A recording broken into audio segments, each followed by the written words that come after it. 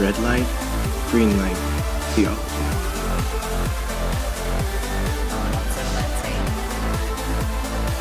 Has your faith ever been challenged? Man, I remember a number of years ago, I was at church. I was in the foyer, and this lady came up to me and asked me, "Why do you believe what you believe?" Now I'm gonna admit this. I chuckled and I laughed because it caught me off guard. I didn't know what to say.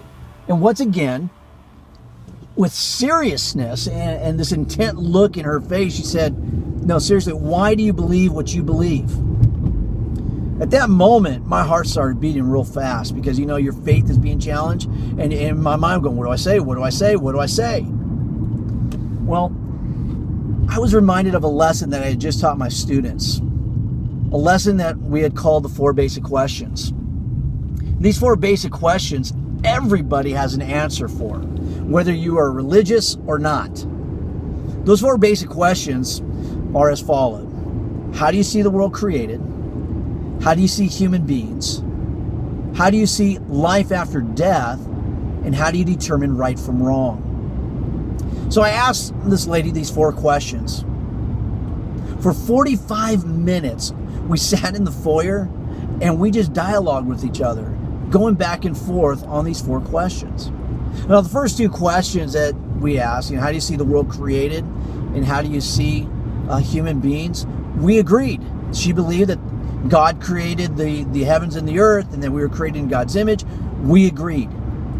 But when asked how did she see life after death, she believed that everybody went to heaven. And when it asked the question, how do you determine right from wrong? She believed that it was based upon our conscience and conscience alone. We had a disagreement. But for 45 minutes, we dialogued with each other, and it gave me an opportunity to share my faith with her. Now, I wish I could say that, I gave her a salvation card and, she accepted Christ as her Lord and Savior right there. I wish I could say that, but it didn't happen. But all I know is that in the dialogue, there was a lot of thought, and it made her think about what she believes. My challenge to you is this. You see, everybody has a worldview. The person that has no faith to the person that has faith. We all have a worldview. Because you see, our worldviews shape our values, and our values shape our behavior. Worldviews shape our values, and our values shape our behavior.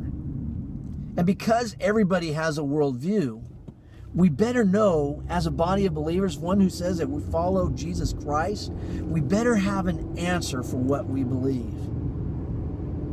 That answer that we believe, or we make a claim, we better have thought that through. Because you know what? People want to know why you believe what you believe. People are asking. Give me an answer. If you think that Jesus Christ is who he says he is, why? The people today want to know the whys to the whats. And you have that answer. So the next time you're talking with a friend or family member, ask these 4 basic questions.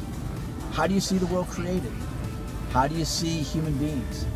How do you see life after death? And how do you determine right from wrong? And see what discussions open up after that, and allow the Lord to use you.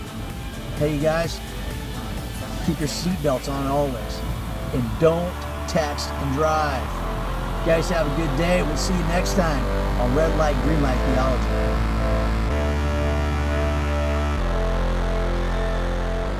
Automatic.